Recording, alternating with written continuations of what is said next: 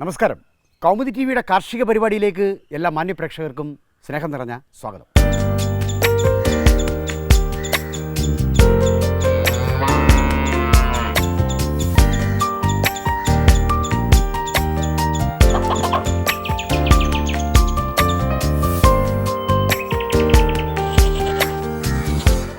പാട്ടക്കരാർ കൃഷി എന്നൊക്കെ നാം കേട്ടിട്ടുണ്ട്.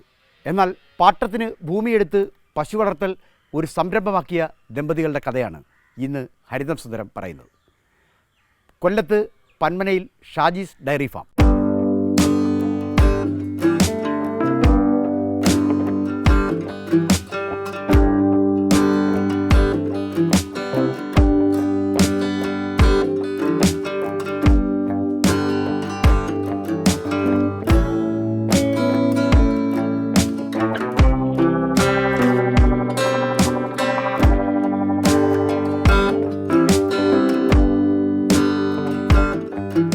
ഒന്നും രണ്ടുമല്ല, 100ഓളം പൂവാലികൾ. എല്ലാത്തിനും കൃത്യതയും കണക്കും. ഷാജിയും ബിസ്മിയും ചേർന്ന് നടത്തുന്ന പന്മനയിലെ ഷാജീസ് ഡയറി ഫാം. കാണാം ഹരിതം സുന്ദരം. കൊല്ലത്തെ പ്രസിദ്ധമായ പന്മന ആശ്രമം. വിശ്രാന്തിയുടെ തീരമാണ് ഇവിടം. ആശ്രമത്തിൽ നിന്ന് ഏറിയാൽ 100 വാര അകലെയാണ് ഫാം. ഷാജീസ് ഡയറി എന്ന പേരിൽ ഒരു ഗ്രാമത്തെയാകെ പാൽ കുടിപ്പിക്കുന്നുണ്ട് ഇവിടം. ഷാജിയും ബിസ്മിയുമാണ് ഇവിടെ നായകർ.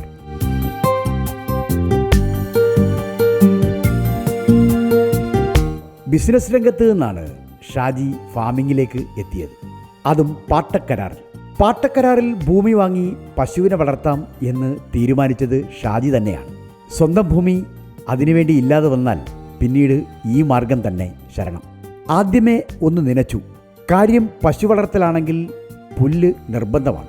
അതുകൊണ്ട് തന്നെ അനുബന്ധ മേഖല വികസിക്കണം. കിട്ടാവുന്ന ഇടത്തൊക്കെ പുല്ല് വെച്ച് പിടിപ്പിച്ചു. CO3യും CO5യും ഒക്കെ അവിടെ നന്നായി വളരുന്നുണ്ട്. പുറത്ത് സ്ഥലം പാട്ടത്തിനടുത്തും പുൽകൃഷി നടത്തുന്നു.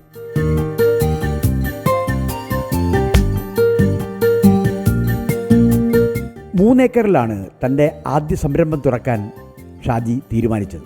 പൈക്കൾക്കായി വിശാലമായ സൗകര്യങ്ങൾ വേണം. അവയ്ക്ക് നിൽക്കുവാനായി ഉറച്ച കോൺക്രീറ്റ് തറ പണിതു.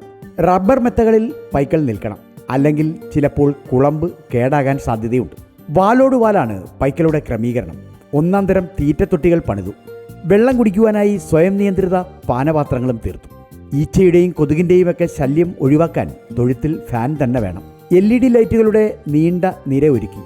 GI പൈപ്പുകളിൽ ഉയർന്നു നിൽക്കുന്ന കൂടാരത്തിൻ്റെ മേൽക്കൂരയെ താങ്ങി നിർത്തുന്നത് സ്ക്വയർ പൈപ്പുകളാണ്. ഫൈബർ കോട്ടഡ് ടിൻ ഷീറ്റാണ് മേൽക്കൂര. 21 അടി ഉയരത്തിലാണ് മേൽക്കൂര വിരിച്ചിരിക്കുന്നത്. അസൽ തെങ്ങിൻ തോപ്പിൻ്റെ തണലിലാണ് പൈക്കളുടെ കൂടാരം. വായു അനായാസേന കയറിയിറങ്ങുന്ന ഇടം. രോഗാണുക്കൾ തങ്ങി നിൽക്കില്ല. വൃത്തിയും വെടിപ്പും എപ്പോഴും വേണം. വെള്ളവും പ്രഷർ പമ്പുമൊക്കെ അടുത്ത് തന്നെയുണ്ട്.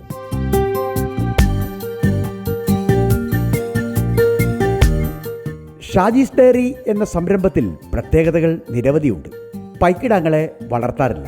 അവയെ വളർത്തി പൈയൊന്നാക്കി മാറ്റുന്നതിൻ്റെ ദുരിതം ചില്ലറയൊന്നല്ല. കാശ് നഷ്ടം വേറെയും. അതുകൊണ്ട് തന്നെ എപ്പോഴും ഇളംകറവയുള്ള പൈക്കളെ മാത്രമേ കൈമാറ്റം ചെയ്യൂ, വാങ്ങുകയുമുള്ളൂ. കുറഞ്ഞത് 15 ലിറ്ററെങ്കിലും പാലില്ലാത്തവർക്ക് കൂട്ടിൽ സ്ഥാനമില്ല. എല്ലാം കേരളത്തിൽ നിന്നുള്ള പൈക്കൾ. തമിഴ്നാടിനെയോ കർണാടകയോ ആശ്രയിക്കുന്നില്ല. പരാത രോഗങ്ങളും തീറ്റമാറ്റവുമൊക്കെ പൈക്കളുടെ കറവയെ ബാധിച്ചേക്കാം. ആ പേടി കൊണ്ട് തന്നെയാണ് കേരളത്തിൽ നിന്ന് പൈക്കള വാങ്ങുവാൻ ഷാജി തീരുമാനിച്ചത്.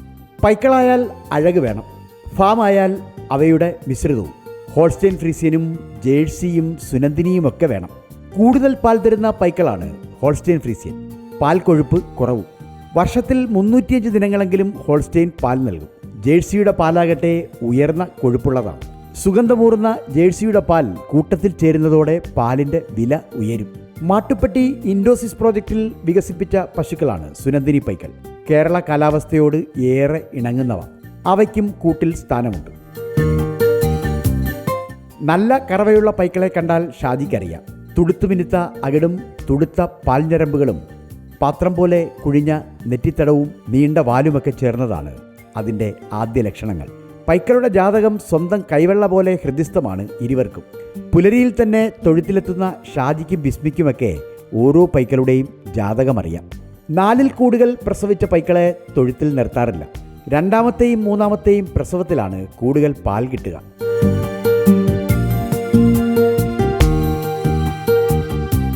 പന്മനയിലെ ഷാജി ഡയറി ഫാമിൽ നിന്നും ഷാജി നമ്മോടൊപ്പം ചേരുകയാണ്. നമസ്കാരം ഷാജി. നമസ്കാരം.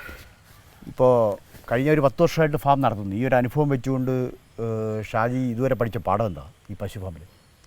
കഷ്ടപ്പെട്ടാൽ കഷ്ടപ്പെടുന്നതനുസരിച്ചുള്ള ഒരു പ്രതിഫലം കിട്ടുന്ന ഒരു മേഖലയാണെന്നാണ് മനസ്സിലാക്കാൻ കഴിയുന്നത്. ഒരു ദിവസം എത്ര മണിക്കൂർ കഷ്ടപ്പെടുന്നുണ്ട്?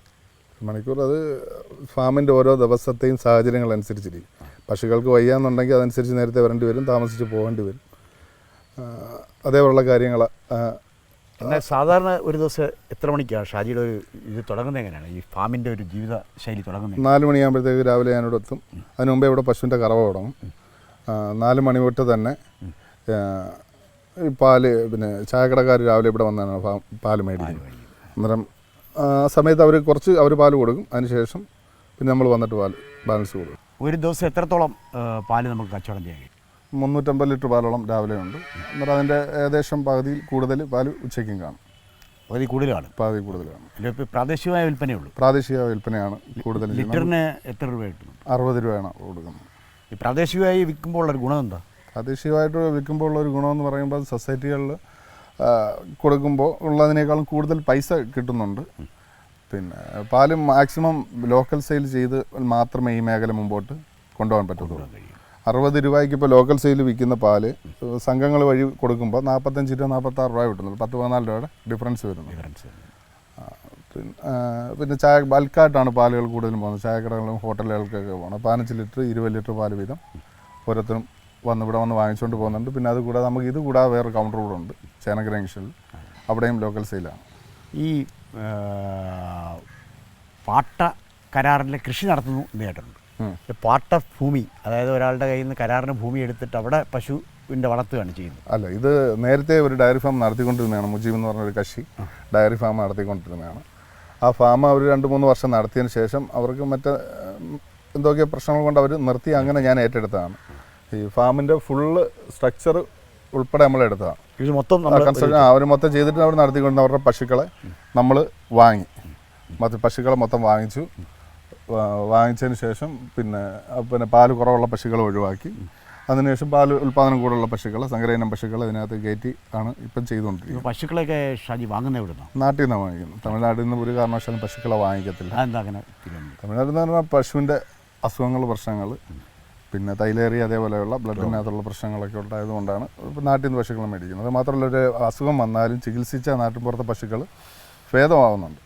പിന്നെ 1-2 ദിവസം അല്ലെങ്കിൽ 3 ദിവസം കൊണ്ട് നമുക്ക് എന്തെങ്കിലും തരത്തിലുള്ള മരുന്നുകളും കാര്യങ്ങളും ചെയ്യുമ്പോൾ റെസ്പോണ്ട് ചെയ്യുന്നുണ്ട്. ഈ തമിഴ്നാട്ടിൽ നിന്ന് കൊണ്ടുവരുന്ന പശുക്കൾക്ക് അത് റെസ്പോണ്ട് ചെയ്യാൻ ഒരുപാട് താമസം വരുന്നുണ്ട്. പശുക്കൾ മോശമാണ് എന്നല്ല പറഞ്ഞത്, അസുഖങ്ങൾ വളരെ കൂടുതൽ.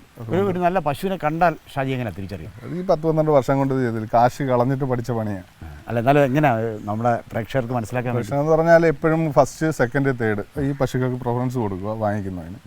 പശുവിൻ്റെ ഇനം വർഗ്ഗം അറിഞ്ഞിരിക്കണം. പശുക്കളുടെ HF ഉണ്ട്, HF ജേഴ്സി ഉണ്ട്, HF സിന്ധി ക്രോസ് വരുന്നുണ്ട്. അങ്ങനെ പശുക്കളുടെ വർഗ്ഗം മനസ്സിലാക്കിയാൽ മാത്രമേ പശുക്കൾ എന്ത് പാല് കിട്ടും എന്നുള്ള ഒരു ചെനപ്പുറത്ത് തന്നെ ഒരു പശുവിനെ കാണുമ്പോൾ നമുക്ക് അറിയാൻ പറ്റും ഏകദേശം ഇതിനെന്തോ പാല് കിട്ടും. അത് ഈ വർഷങ്ങളുടെ കൊണ്ടുള്ള ഒരു എക്സ്പീരിയൻസിൻ്റെ പുറത്താണ് മനസ്സിലാക്കുന്നത്. അപ്പോൾ ആദ്യമൊക്കെ ഒരുപാട് സാമ്പത്തികമായ നഷ്ടങ്ങളാണ് വന്നിട്ടുള്ളത്. പശുക്കളെ മേടിച്ചുകൊണ്ട് വരുന്നത് അറിയത്തില്ല ഏത് പശുവാണ് പാല് കിട്ടും. ഭംഗിയൊക്കെ നോക്കിയായിരുന്നു പശുക്കളെ വാങ്ങിച്ചുകൊണ്ട് വരുന്നത്. ഇപ്പം നമുക്ക് വലുതായിട്ട് തെറ്റുകൾ സംഭവിക്കാറില്ല. പശുക്കൾ വാങ്ങിക്കുന്ന പശുക്കൾക്കൊന്നും മറ്റ് പ്രശ്നങ്ങളൊന്നും വരുന്നില്ല. കറവയന്ത്രം ചിലർക്കൊക്കെ ഉണ്ട്, എങ്കിലും കൂടുതൽ പേരിലും കൈക്കറവയാണ് പരീക്ഷിക്കുന്നത്. രോഗങ്ങളുടെ കൃത്യമായ നിർണയത്തിന് കൈക്കറവ തന്നെ വേണം എന്ന പക്ഷമാണ് ഷാജിക്ക്. പാൽ കറന്നാൽ ഉടൻ തന്നെ അത് നന്നായി അരിച്ച് അളന്നെടുക്കും. ഫാം കേന്ദ്രത്തിൽ തന്നെ ഒരു വിൽപ്പന സ്റ്റാളുണ്ട്. പ്രാദേശികമായാണ് പാൽ വിൽക്കുക.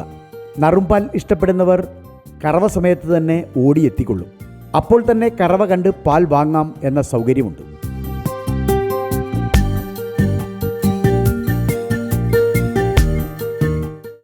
അനുബന്ധ മേഖലയെ തീറ്റപ്പുല്ല് കൃഷി ചെയ്യുന്നതിൽ ഷാജി വലിയധികം ശ്രദ്ധ കൊടുത്തിട്ടുണ്ട്. തീറ്റപ്പുല്ല് ഇത് കൂടാതെ ഫാമിന് ചുറ്റുവട്ടം കൂടാതെ ഒരു 1.5 ഏക്കറിനകത്ത് പുറത്ത് തീറ്റപ്പുല്ല് ചെയ്യുന്നു. അതും നമുക്കിത് മൊത്തത്തിൽ കൊടുക്കാനുള്ളത് മുഴുകുന്നില്ല. പിന്നെ സൈലേജ് കൊടുക്കുന്നു, വാങ്ങിക്കുന്നുണ്ട്. എവിടെ നിന്നാണ് സൈലേജ് വരുന്നത്? സൈലേജ് സൊസൈറ്റി വഴി കിട്ടിക്കൊണ്ടിരുന്നതാണ്, ഇപ്പോൾ വരുന്നില്ല, ഇപ്പോൾ പുറത്തുനിന്ന് എടുക്കണം. ഈ പാലിൻ്റെ കറവയ്ക്കൊക്കെ പ്രത്യേകിച്ച് സ്വന്തമായിട്ട് ചെയ്യാനൊക്കെ അറിയാമോ?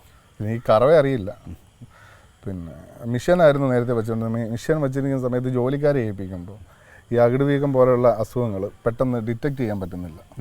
സമയങ്ങൾ കഴിഞ്ഞിട്ടാണ് നമുക്ക് ഇത് മനസ്സിലാവുന്നത്. അപ്പോഴത്തേക്കും ഒരു കാമ്പ് പോയിരിക്കും. അന്നേരം പിന്നെ മൊത്തം കൈക്കറവയാക്കിയേക്കുവാണ്. അന്നേരം ഇപ്പോൾ കറക്കുന്ന സമയത്ത് അവർ പറയും, കറവക്കാർ പറയും എന്തെങ്കിലും പ്രശ്നമുണ്ടെങ്കിൽ. നല്ല പൈക്കൾക്ക് മികച്ച തീറ്റ വേണം എന്ന ഷാജിക്ക് നിർബന്ധമുണ്ട്. സാന്ദ്രീകൃത തീറ്റയാണ് പ്രധാനം. ചോളം സൈലേജ് അതിൽ പ്രധാനമാണ്. പെല്ലറ്റ് തീറ്റകൾ വേറെയും. പൈ ഒന്നിന് 2 കിലോ പെല്ലറ്റ് തീറ്റ നിർബന്ധമാണ്. പിന്നീട് പാലളവനുസരിച്ചാണ് എല്ലാം നിർണ്ണയിക്കുക. 1 ലിറ്റർ പാലിന് 400 ഗ്രാം എന്നതാണ് പെല്ലറ്റ് കണക്ക്. ഇതിന് പുറമെയാണ് ചോളം സൈലേജ്. അവയൊക്കെയും കൃത്യമായി വരുത്തി ശേഖരിച്ച് വെച്ചിട്ടുണ്ട്. വന്നാൽ ഉടൻ തന്നെ സൈലേജ് കൊടുത്തു തീർക്കും.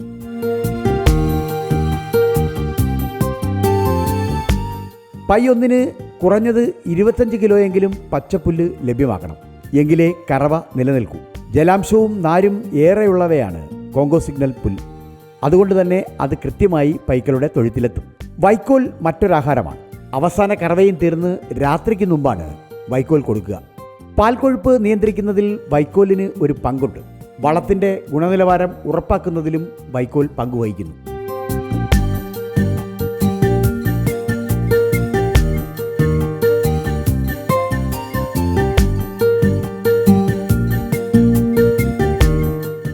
ഇപ്പോൾ ഷാജിയെ പോലുള്ള ഒരാളെ സാധാരണ ഇത്ര പശുക്കളൊക്കെ ഉണ്ടെങ്കിൽ ഏറ്റവും അലട്ടുന്ന സംഭവം എന്തോ? പശുവിൻ്റെ അസുഖങ്ങൾ തന്നെയാണ്. അസുഖങ്ങൾ കൂടെ തന്നെ ജോലിക്കാർ ആ അത് കൃത്യമായി പ്രതിബദ്ധതയോടെ ജോലി ചെയ്യുന്ന ആളുകൾ വേണം. അത് വേണം. ഇത് നമ്മൾ ഇന്ന് രാവിലെ രാത്രി എല്ലാ കാര്യങ്ങളും ഓക്കെ ആയി പോയി, പിറ്റേന്ന് രാവിലെ വരുമ്പം ഇവർ ഇതിനകത്ത് ഉണ്ടാവും എന്നുള്ളതിന് ഉറപ്പില്ല. അപ്പോൾ ഇപ്പോൾ എത്ര തൊഴിലാളികളുണ്ട്? ഇപ്പോൾ 5 പേരുണ്ട്. ഇപ്പോൾ എത്ര പശുക്കൾ മൊത്തത്തിലുണ്ട്? മൊത്തത്തിൽ ഇവിടെ 50 പശുക്കളുണ്ട്. പിന്നെ 16 പശുക്കൾ, കറവയില്ലാത്ത പശുക്കൾ വേറെ ഫാമുണ്ട്. ഇവിടെ വാടകയ്ക്ക് എടുത്ത് അവിടെ നടത്തി. അപ്പോൾ ഈ അസുഖങ്ങളുടെ കാര്യം പറഞ്ഞു. അപ്പോൾ അതിൻ്റെ ഒരു സേവനം മൃഗസംരക്ഷണ വകുപ്പിൽ നിന്ന് കിട്ടുന്നുണ്ടോ ഡോക്ടർമാർ? കിട്ടുന്നുണ്ട്, തീർച്ചയായിട്ടും. യഥാർത്ഥത്തിൽ ഈ ഫാം നിലനിന്ന് പോകുന്നത് തന്നെ അത് സാജൻ ഡോക്ടർ, ഗാഥ, ഞാൻ ഈ ഫാം തുടങ്ങുമ്പോൾ തന്നെ അവരുമായിട്ട് സംസാരിച്ചതിന് ശേഷമാണ് ഈ ഫാം തുടങ്ങുന്നത്. ഈ സാജൻ ഡോക്ടറെയും ഗാഥ ഡോക്ടറെയും സേവനമാണ് ഈ ഫാം നിലനിന്ന് പോകുന്നത് എന്നുള്ളതാണ് അതിൻ്റെ ഒരു വാസ്തവം. രണ്ടാമത്തെ ഒരു കാര്യം എന്ന് പറഞ്ഞാൽ ആര് ഫാമിങ് ചെയ്താലും ഫാം നടത്തിയാലും ആത്മാർത്ഥതയുള്ള ഡോക്ടർമാരുടെ സേവനമില്ലെങ്കിൽ ഒരു കാരണവശാലും ഇത് മുന്നോട്ട് പോകത്തില്ല. കാരണം അകിട് വീക്കം പോലെയുള്ള അസുഖങ്ങൾ, കാൽസ്യക്കുറവ്, ഇതേപോലുള്ള അസുഖങ്ങൾ അന്നേരം തന്നെ അതിനുള്ള മരുന്നുകൾ, മെഡിസിൻ ചെയ്താൽ മാത്രമേ അത് റിക്കവറായി വരത്തുള്ളൂ. സാധാരണ ഇതിൽ മറ്റു ഫാമിൽ നിന്ന് വ്യത്യസ്തമായി ഇവിടെ കണ്ടുവരുന്നൊരു പ്രത്യേകത, ഇവിടെ പശുക്കിടാങ്ങളെ വളർത്തത്തില്ല. എന്താ അതിൻ്റെ കാരണം? ഒരു പശുക്കിടാവിനെ വളർത്തി അതിനെ കുത്തിവെപ്പിച്ച് ചെന പിടിച്ചാൽ ചെന പിടിച്ചില്ല എന്നുണ്ടെങ്കിൽ അത് വീണ്ടും നഷ്ടമാണ്. ഞാൻ ആദ്യം കുറേ കിടാക്കളെ വളർത്തി ഒരു കിടാവ് നിറചനയായി വരുമ്പോൾ ഏകദേശം 1.5 ലക്ഷം രൂപയായി പുറത്ത് കിടാവിൻ്റെ പുറത്ത് ചിലവ്. ഇത് തന്നെ വളർന്ന് പ്രസവിച്ചാൽ തന്നെ ഇതിന് രാവിലെ 10 ലിറ്റർ പാല് മുകളിൽ കിട്ടുമെന്നുള്ളതിന് ഗ്യാരണ്ടി ഒന്നുമില്ല. അതിൻ്റെ പേരിൽ നോക്കുമ്പോൾ വളരെ നഷ്ടമാണ്. ആകസ്മികമായ അപകടങ്ങളിൽ നിന്നും രക്ഷ നേടുവാൻ പൈക്കളെയെല്ലാം ഇൻഷുർ ചെയ്തിട്ടുണ്ട്. കൃത്യമായ ഇടവേളകളിൽ ഡോക്ടർമാർ പരിശോധിക്കും. മൃഗസംരക്ഷണ വകുപ്പിലെ ഡോക്ടർമാരായ പ്രമോദിനും സാജനും ജേക്കബ് സാമുവലിനുമാണ് ചുമതല. 2 ആഴ്ച കൂടുമ്പോഴുള്ള ആരോഗ്യ പരിശോധനയിൽ എല്ലാ കുറവുകളും കണ്ടെത്തും. കൃത്യമായ പ്രജനന മാർഗങ്ങൾക്കും നേതൃത്വമുണ്ട്. ഡോക്ടർ എസ് പ്രമോദ് പ്രതികരിച്ചു. പ്രദേശത്തെ വെറ്ററിനറി ഡോക്ടർ പ്രമോദ് നമ്മോട് സംസാരിക്കുന്നു. നമസ്കാരം. ഈ ഒരു ഫാമിനെ ഏറ്റവും കൂടുതൽ അലട്ടുന്ന പ്രശ്നങ്ങൾ പശുവിൻ്റെ രോഗങ്ങളാണ്. അങ്ങനെയാണെങ്കിൽ ഇപ്പോൾ ഈ സമീപകാലത്ത് കണ്ടുവരുന്ന ഏറ്റവും പ്രധാനപ്പെട്ട രോഗങ്ങൾ എന്തൊക്കെയാണ്? ഒരു ഫാമിനെ സംബന്ധിച്ചിടത്തോളം പ്രധാനമായിട്ട് അതിൻ്റെ പ്രൊഡക്ഷൻ ബേസ്ഡ് ആയിട്ടുള്ള അസുഖങ്ങൾ വരാതെ സംരക്ഷിച്ച് നിർത്തുക എന്നുള്ളതാണ് അതിൻ്റെ ഒരു പ്രധാന മെയിൻ ഘടകം, സാമ്പത്തികമായി നോക്കുമ്പോഴത്തേക്കും. അപ്പോൾ ഈ അടുത്ത കാലത്ത് നമുക്ക് ഈ ഫാമുകളിൽ കൂടുതലായിട്ടും ഈ പ്രധാനമായിട്ട് ഈ വർഷകാലത്ത് ഈ അകിട് വീക്കം പോലുള്ള രോഗങ്ങൾ അധികമായി വരുന്നുണ്ട്. അപ്പോൾ ശരിയായ രീതിയിലുള്ള ഒരു മാനേജ്മെൻറ്റ് പ്രാക്ടീസിലൂടെയും ക്ലെൻലിനെസ്സിലൂടെയും നമുക്ക് കുറച്ച് അത് മാറ്റിയെടുക്കാൻ സാധിക്കും. അതാണ് ശരിയായ സമയത്തുള്ള കറവ, ശരിയായ സമയത്ത് അകിട് വീക്കം വരാൻ സാധ്യതയുണ്ട് എന്ന് മുൻകൂട്ടി മനസ്സിലാക്കി അതിനുള്ള പരിചരണവും ചികിത്സയും നൽകുക തുടങ്ങിയ കാര്യങ്ങളാണ് നമുക്ക് പ്രധാനമായിട്ട് ചെയ്തു കഴിഞ്ഞാൽ ഇത്തരം അസുഖങ്ങൾ മാറ്റാൻ സാധിക്കും. കാലാകാലങ്ങളായി മൃഗസംരക്ഷണ വകുപ്പ് നടത്തുന്ന പ്രതിരോധ കുത്തിവയ്പ്പുകൾ നമ്മുടെ ഈ ഫാമിൽ സ്ഥിരമായിട്ട് നമ്മൾ ചെയ്യാറുണ്ട്. അത് അരിനെല്ലൂർ മൃഗാശുപത്രി വെറ്റിനറി പോളിക്ലിനിക് അരിനെല്ലൂർ എന്നാണ് പ്രധാനമായിട്ടും ചികിത്സ നൽകുന്നത്. അപ്പോൾ എന്തൊക്കെ പ്രതിരോധം, എന്തൊക്കെ മരുന്നുകൾ, എന്തൊക്കെ രോഗങ്ങൾക്കെതിരെ? കുളമ്പ് രോഗം വരാതിരിക്കാനുള്ളത്, അതുപോലെ തന്നെ നമുക്കിപ്പോൾ ബ്രൂസെല്ലയുടെ ക്രാക്കുകൾക്കുള്ള ബ്രൂസെല്ല വാക്സിനേഷൻ നമ്മളിപ്പോൾ കഴിഞ്ഞതേ ഉള്ളൂ. പിന്നെ ലംബി സ്കിൻ, ചർമ്മമുഴ, അത് വരാതിരിക്കാനുള്ള വാക്സിനേഷൻ ഒക്കെ ചെയ്യുന്നുണ്ട്. അത് നമ്മുടെ ഫാമിലും ഇതുപോലെ നമ്മുടെ ഈ അരിനെല്ലൂർ പോളിക്ലിനിക്കിൻ്റെ പരിധിക്കുള്ളിൽ വരുന്ന എല്ലാ ഫാമുകളും നമ്മൾ കൃത്യമായി പോകുന്നുണ്ട്. മറ്റെന്തൊക്കെ സഹായങ്ങളാണ് ഈ കർഷകന് നൽകാൻ കഴിയുന്നത് രോഗവും ചികിത്സയ്ക്ക് അപ്പുറത്തേക്ക്? നമുക്ക് സാമ്പത്തികമായിട്ട് നമുക്ക് ഇവരെ സഹായിക്കാൻ കഴിയുന്ന ഒട്ടനവധി പദ്ധതികൾ സർക്കാർ നടപ്പിലാക്കുന്നുണ്ട്. ഇതിപ്പോൾ ഇത് ബ്ലോക്കിൻ്റെയും കൂടെ ബ്ലോക്ക് പരിധിയിൽ കൂടെ വരുന്ന ഒരു പഞ്ചായത്താണിത്. ഈ ഫാം അതിനകത്ത് ഉൾപ്പെടുന്നതാണ്. അപ്പോൾ ബ്ലോക്കിൻ്റെ കീഴിലുള്ള നിരവധി പദ്ധതികൾ നമ്മൾ ആസൂത്രണം ചെയ്ത് നടപ്പിലാക്കുന്നുണ്ട്. അതോടൊപ്പം തന്നെ പഞ്ചായത്ത് കന്നുകുട്ടി പരിപാലന പദ്ധതിയായാലും പിന്നെ നമ്മുടെ ക്ലീൻ മിൽക്ക് പ്രൊഡക്ഷൻ്റെ ഭാഗമായിട്ടുള്ള വാട്ടറിങ് ഫെസിലിറ്റിക്കായിട്ടുള്ള ഓട്ടോമാറ്റിക് വാട്ടറിങ് സിസ്റ്റം, പിന്നെ മാറ്റുകൾ, ഇതെല്ലാം നമ്മൾ കൊടുക്കുന്നുണ്ട്. പിന്നെ പുൽവിത്തുകൾ മൃഗസംരക്ഷണ വകുപ്പും ക്ഷീരവികസന വകുപ്പും സംയുക്തമായിട്ട് തീറ്റപ്പുൽ കൃഷിക്ക് വേണ്ടി ആവശ്യമായ നടപടികളൊക്കെ ചെയ്യുന്നുണ്ട്. ഇതൊക്കെയാണ് നമ്മൾ പൊതുവേ ചെയ്തു വരുന്നത്. പിന്നെ ഫാമിനെ സംബന്ധിച്ചിടത്തോളം ബ്രീഡിങ് വളരെ പ്രധാനമാണ്. അതായത് പ്രജനനം, അതായത് നല്ല സിമൻ ഉപയോഗിച്ചുകൊണ്ടുള്ള കുത്തിവയ്പ്പ് ഇതൊക്കെ നടത്തേണ്ടത് കേട്ടോ. അപ്പോൾ അത്തരം കാര്യങ്ങളിൽ എങ്ങനെയാണ് ഒരു കർഷകനെ സഹായിക്കാൻ കഴിയുക? തീർച്ചയായിട്ടും നമ്മൾ ഈ കുത്തിവയ്പ്പിനെ സംബന്ധിച്ച് പറയുകയാണെങ്കിൽ അത് കൃത്യമായ അതിൻ്റെ ആ ഹീറ്റ് ഡിറ്റക്ഷനാണ് അതിൻ്റെ പ്രധാനം. ആ ഹീറ്റ് ഡിറ്റക്ഷൻ നമ്മൾ കാലാകാലങ്ങളായിട്ട് നമ്മൾ കൊടുത്ത മൃഗസംരക്ഷണ വകുപ്പ് നൽകുന്ന ബോധവൽക്കരണ ക്ലാസ്സുകളിലൂടെയൊക്കെ നമ്മുടെ ഈ കർഷകർക്ക് നല്ല ഒരു അറിവ് ആ കാര്യത്തിലുണ്ട്. അപ്പോൾ കൃത്യമായി നമ്മൾ ആ സമയത്ത് ഏത് സമയത്ത് നമ്മളെ അറിയിക്കണം, എപ്പോഴാണ് ആ ഹീറ്റിൻ്റെ ലക്ഷണങ്ങൾ എന്നതൊക്കെയാണ്, ഏത് സമയത്ത് അറിയിക്കണമെന്ന് ഈ ഫാമിൻ്റെ ഉടമസ്ഥനായാലും നമ്മുടെ മറ്റ് കർഷകർക്കായാലും നമ്മൾ ബോധവൽക്കരണത്തിലൂടെ നമ്മൾ നടത്തിയിട്ടുണ്ട്. അതിൻ്റെ ഫലമായിട്ട് ബ്രീഡിംഗ് സംബന്ധമായിട്ടുള്ള പ്രശ്നങ്ങൾ ഇവിടെ കുറവാണ്. മാത്രമല്ല നമ്മൾ ഈ സെക്സ് ഓർഡർ സെമൻ ഉൾപ്പെടെയുള്ള കാര്യങ്ങൾ നമ്മൾ ഇൻട്രൊഡ്യൂസ് ചെയ്ത് കുറേ കൂടെ മെച്ചപ്പെട്ട രീതിയിലേക്ക് നൽകാനായിട്ട്. ഈ ഒരു ഫാമിൻ്റെ ഒരു പശു ഫാം നടത്തി അത് ലാഭകരമായിട്ട് കൊണ്ടുപോകുമ്പോൾ അത് ഏകദേശം ഒരു 3 വർഷമൊക്കെ കഴിയുമ്പോഴാണ് ഇതിൻ്റെ ഒരു ലാഭത്തിലേക്ക് ഇത് പ്രവേശിക്കുക. തീർച്ചയായും 10 വർഷമായി ഇപ്പോൾ ഷാജി ഈ ഫാം നടത്തുന്നു. വ്യക്തിപരമായ അഭിപ്രായം എങ്ങനെയാണ് ലാഭത്തിലേക്ക് കൊണ്ടുവരാൻ കഴിയും? തീർച്ചയായിട്ടും ഷാജിയെ സംബന്ധിച്ചിടത്തോളം ഷാജി ഒരു നല്ല ക്ഷീരകർഷകനാണ്, നല്ലൊരു കർഷകനാണ്. ഷാജി ഇതിൻ്റെ ഒരു റെക്കോർഡ് കീപ്പിങ്ങിൽ ഒരു മുൻപന്തിയിൽ നിൽക്കുന്ന ഒരു കർഷകനാണ്. നമ്മളിപ്പോൾ മിൽക്ക് റെക്കോർഡിങ് മാത്രമല്ല, അതിൻ്റെ ഒരു കുട്ടി ജനിച്ച് അതിൻ്റെ ഡീവേമിങ് തുടങ്ങി മറ്റെല്ലാ കാര്യങ്ങളും നല്ല രീതിയിൽ റെക്കോർഡ് ചെയ്ത് സൂക്ഷിക്കുമ്പോഴത്തേക്ക് കൃത്യമായി അതെന്ന് ഹീറ്റാവുമെന്നും എത്ര കൃത്യം പ്രായം എന്താണെന്നുള്ള കാര്യങ്ങളിലേക്കൊക്കെ മനസ്സിലാക്കാൻ സാധിക്കും. അപ്പോൾ ഇവിടെ വരുന്ന ഡോക്ടർമാർക്കും ആ റെക്കോർഡ് പരിശോധിക്കുമ്പോൾ തുടർ ചികിത്സയ്ക്ക് എളുപ്പമാകും. ഫാം എന്നാൽ ഒരു ഫാക്ടറിയാണ്. അതിലേക്ക് കൃത്യമായി ഇന്ധനം ചെന്നാലേ ഉൽപ്പന്നങ്ങൾ ഉണ്ടാകൂ. അതുകൊണ്ട് തന്നെ തീറ്റയുടെ അളവിലും വെള്ളത്തിൻ്റെ അളവിലുമൊക്കെ കൃത്യമായി കാര്യങ്ങൾ ശ്രദ്ധിക്കേണ്ടതുണ്ട്. അക്കാര്യത്തിൽ ഷാജിയെ സഹായിക്കുവാൻ ഭാര്യ ബിസ്മിയുണ്ട്. ഷാജീസ് ഡയറി ഫാമിനെ ഷാജിയോടൊപ്പം നിന്ന് നയിക്കുന്ന ബിസ്മി എഞ്ചിനീയറിംഗ് ബിരുദധാരി കൂടിയാണ്. ബിസ്മി നമ്മോടൊപ്പം ചേരുന്നു. നമസ്കാരം ബിസ്മി. നമസ്കാരം. എവിടെ എഞ്ചിനീയറിംഗ് പഠിച്ചത്? ഞാൻ ഇവിടെ തമിഴ്നാട്ടിൽ നാഗർകോവിൽ എന്ന സ്ഥലത്താണ് പഠിച്ചത്. അപ്പോൾ ഏത് സബ്ജക്റ്റ് ആയിരുന്നു, ഏതായിരുന്നു? കമ്പ്യൂട്ടർ സയൻസ് ആയിരുന്നു. Computer science.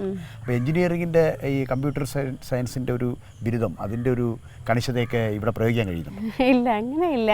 നമുക്ക് റിലാക്സ്ഡ് ആണ്, മൈൻഡ് റിലാക്സ്ഡ് ആയിട്ടുള്ള ഒരു പണിയാണ്. അത്ര അത് സ്ട്രെസ് കൊടുക്കേണ്ട കാര്യമൊന്നുമില്ല.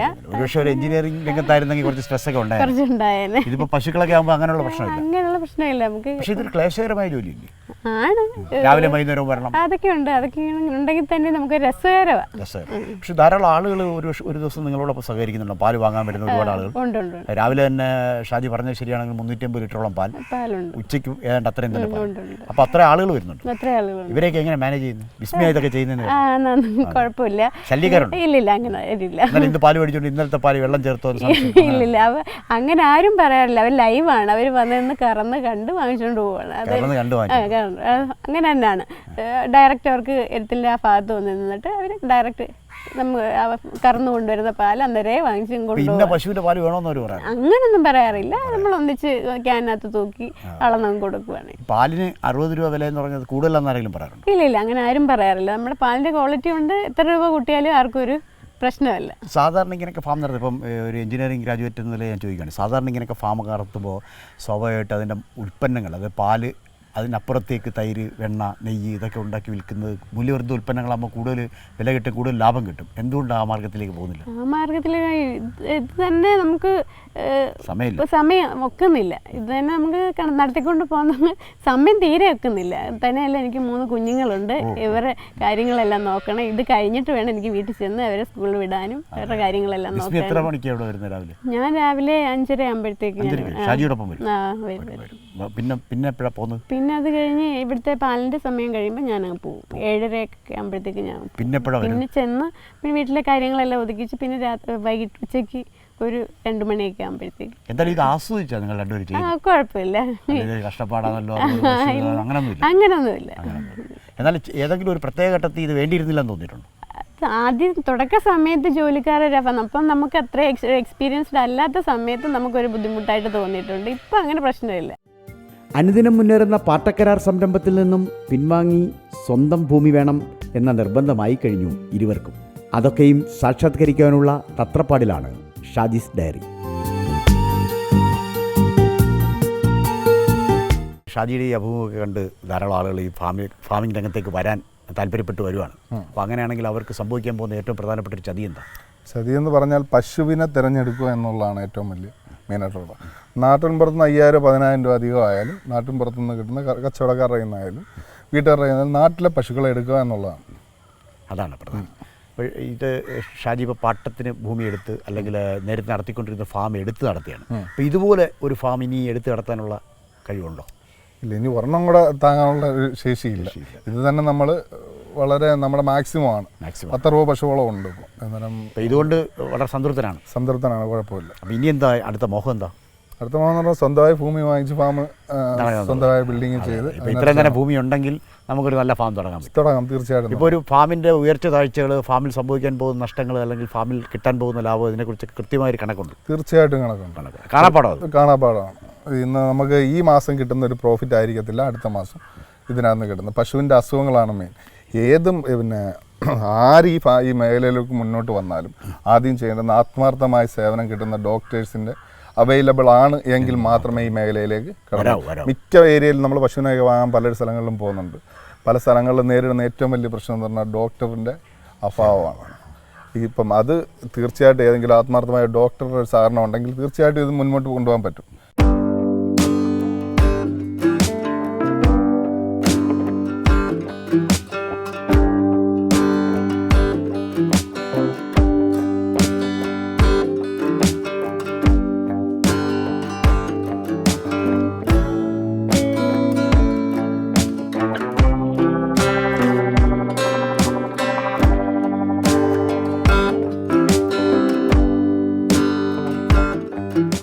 ആർഭാടരഹിതമായ ജീവിതം, ഭൂമിയോളം താഴുന്ന വിനയം, വിശ്രമരഹിതമായ പ്രവൃത്തികൾ, അതാണ് ഷാജീസ് ഡയറി ഫാം. നേരാം ഭാവുകങ്ങൾ.